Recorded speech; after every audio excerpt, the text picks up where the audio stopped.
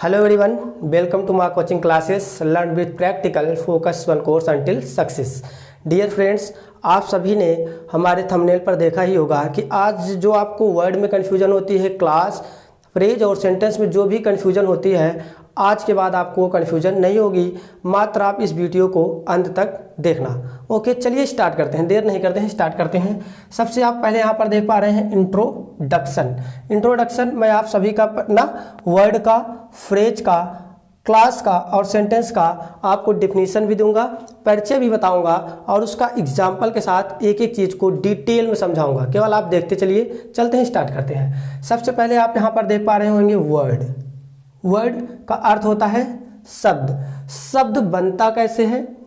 Okay, उसके बाद देखिए उदाहरण के साथ, इसके उदाहरण से आप एकदम डिटेल में समझ जाएंगे। शब्द group of letters in order, मतलब अक्षरों का समूह।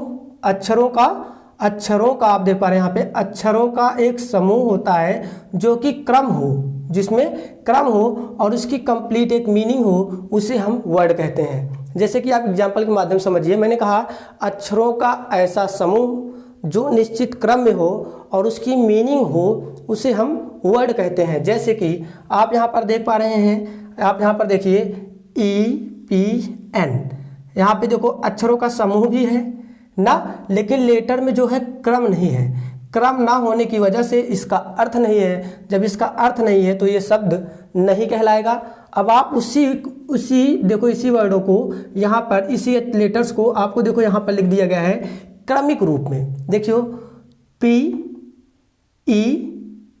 यहाँ का PEEN,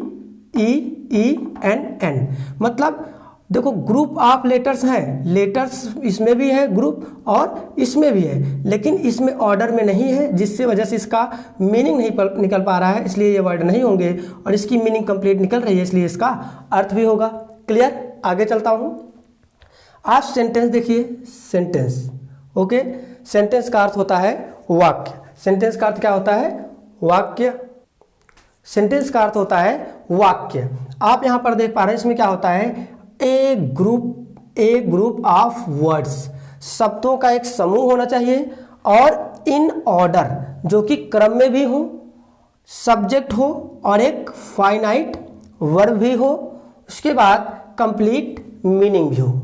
आप एग्जाम्पल के माध्यम से समझिए कि अगर पहले इसको समझ लीजिए कि वर्डों का समूह हो और इन ऑर्डर हो, वो शब्द एक क्रम में हो, उसके बाद सब्जेक्ट भी हो और एक फाइनाइट वर्ब भी हो और उस सेंटेंस का एक कंप्लीट मीनिंग भी हो, तो उसे क्या कहते हैं? सेंटेंस कहते हैं। जैसे कि आप एग्जाम्पल के माध्यम से समझिए, यहाँ पे देखो आई है, यहाँ पे टीचिंग है, फिर इंग्लिश है, फिर एम है, इन है, द क्लास है। यहाँ पे आप देख पा रहे होंगे कि एक ग्रुप ऑफ वर्ड्स, शब्दों का समूह है। सही है, भी सेंटेंस है ये भी और ये भी। पहले आप देखिए, शब्दों का समूह है, क्या ये इन ऑर्डर में है? क्या ये क्रम में है?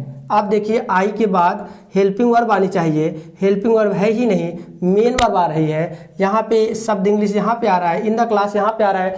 शब्दों का समूह तो है, एक ग्रुप ऑफ वर्ड्स तो है, लेकिन ये इन ऑर्डर में ना होने की वजह से ये आपका सेंटेंस नहीं होगा। अब हम इन तीनों को इस एग्जाम्पल पर चेक कर लेते हैं। जैसे कि आप देख पा रहे हैं, I am teaching you English in the class.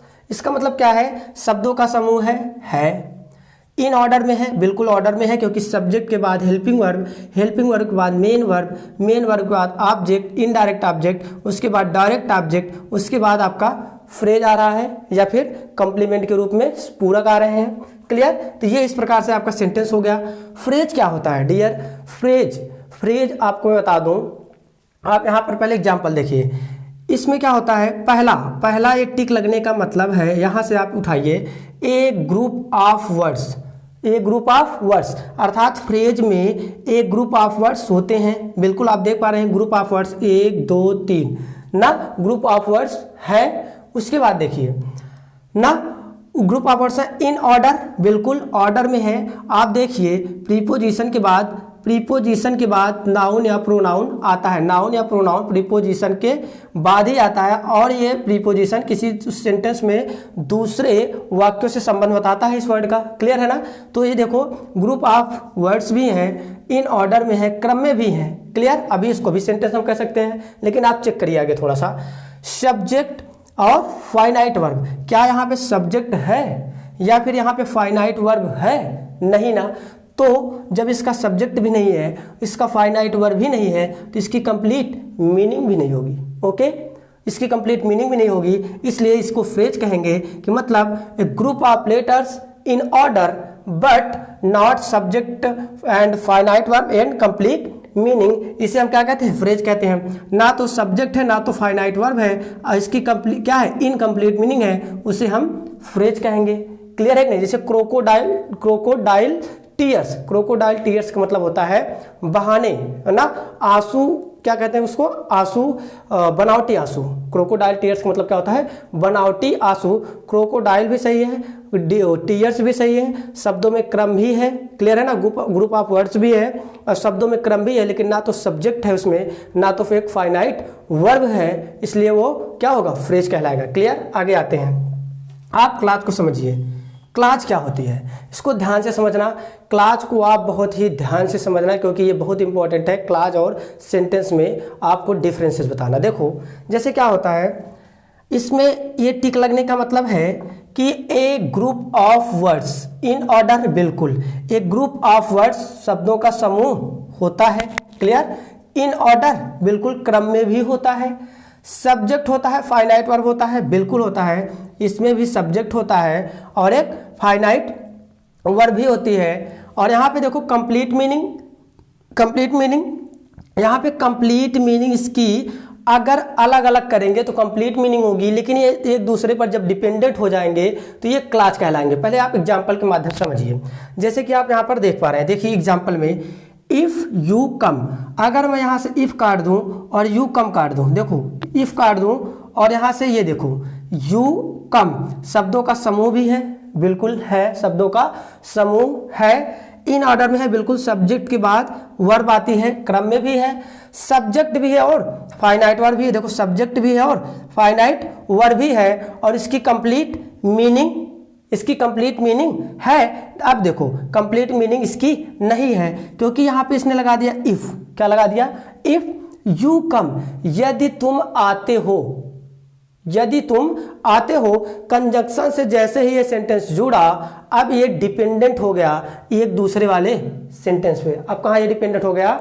ये वाला जो सेंटेंस था अलग से सेंटेंस था भी, लेकिन जैसे ही यह कंजंक्शन से जुड़ गया, कंजंक्शन से जुड़ने के ही पश्चात यह सेंटेंस इस वाले सेंटेंस पर, जो ये वाला आपका सेंटेंस है पूरा का पूरा, इस पर डिपेंडेंट हो गया। इसका ना अर्थ पूरा पूरा नहीं निकल रहा है, इसलिए अब क्या कहलाएगी? क्लाज कहलाएगी। जैसे कि आप देखो क्लाज होती क्या है, एक सेंटेंस आपका ये हो गया, dot dot dot dot dot, एक बीच में कोई कंजंक्शन लगा या फिर कंजंक्शन ना कंजंक्शन लगा, उसके बाद एक सेंटेंस और आ गया। एक सेंटेंस यहाँ पे है, डॉट डॉट, यहाँ पे कंजंक्शन लगा, फिर एक सेंटेंस यहाँ पे है, और दोनों सेंटेंसेस को जोड़ने का काम कौन कर रहा है? यहाँ पे कंजंक्शन कर रहा है। ठीक है। तो ये वाला सेंटेंस जिसके साथ कंजंक्शन लगता है, ये वाला सेंटेंस इस वाले सेंटेंस पर क्या हो जाता है? डिपेंडेंट हो जाता है। इसे ही हम क्या कहते हैं? सबऑर्डिनेट क्लास, और इसे हम प्रिंसिपल क्लाज कहते हैं। ठीक है कि नहीं। ये आपका जो क्लाज होता है ये एक दूसरे पर, इस वाले सेंटेंस पर डिपेंडेंट हो जाता है। इसलिए आप यहाँ पर देख पा रहे हैं एक सेंटेंस ये है और एक सेंटेंस ये है। अगर हम दोनों को अलग अलग रखेंगे, दोनों सेंटेंस क्या होंगे? दोनों को दोनों सेंटेंस होंगे। लेकिन अगर हम इसी कंजंक्शन के द्वारा, एक कंजंक्शन के द्वारा सेंटेंसेस को आपस में जोड़ देते हैं और एक सेंटेंस दूसरे वाले सेंटेंस पर, पहला सेंटेंस दूसरे वाला सेंटेंस पर, ठीक है, डिपेंडेंट हो जाए, या दूसरा वाला पहले वाले पर डिपेंडेंट हो जाए, तो आपस में ये दोनों क्या कहलाएंगे? क्लास कहलाएंगी। एक बार मैं आपको रिवीजन, रैपिड रिवीजन करा देता हूं। एक बार देख लीजिए आप, यहाँ पे आपका वर्ड है जो कि शब्द है, लेटर्स का ग्रुप होगा। किसका? अक्षरों का समूह। इन ऑर्डर, अक्षरों का समूह है, इन ऑर्डर में होने चाहिए। अगर ऑर्डर नहीं होगा तो वर्ड नहीं होगा, ऑर्डर में रखने पर इसका वर्ड क्लियर हुआ। क्लियर। उसके बाद दूसरा हम देखते हैं सेंटेंस। सेंटेंस में क्या होता है? ग्रुप ऑफ वर्ड्स होता है in order, group of words हैं और इन ऑर्डर में है, उसके बाद सब्जेक्ट भी है और फाइनाइट वर्ड भी है और कंप्लीट मीनिंग है, इसलिए यह सेंटेंस होगा ये वाला नहीं। फ्रेज में आप देख सकते हैं ये आप देखो ग्रुप ऑफ वर्ड्स भी हैं, बिल्कुल है, क्रम में है, बिल्कुल है, लेकिन सब्जेक्ट और फाइनाइट वर्ब की ना होने की वजह से इसका कंप्लीट मीनिंग भी नहीं है, जिसकी वजह से ये फ्रेज कहलाएगा। उसके बाद आप यहाँ पर आ जाइए क्लॉज में। मैंने कहा दो सेंटेंसेज हो, अलग अलग हो और उसको अगर एक कंजंक्शन से जोड़ दिया जाए तो एक सेंटेंस दूसरे वाले सेंटेंस पर क्या हो जाते हैं, डिपेंडेंट हो जाता है, तो दोनों आपस में क्या कहलाएंगी, क्लॉज कहलाएंगी। दोस्तों देखिए आप इसको जा करके एक स्क्रीनशॉट भी ले लेना, देख लो स्क्रीनशॉट लेना हो तो आप स्क्रीनशॉट भी ले लीजिए। उसके बाद आप इसको बार बार रिवीजन करिए, आपको एकदम क्लियर से समझ में आ जाएगा। मिलते हैं नेक्स्ट वीडियो में, तब तक के लिए धन्यवाद। जय हिंद, जय भारत।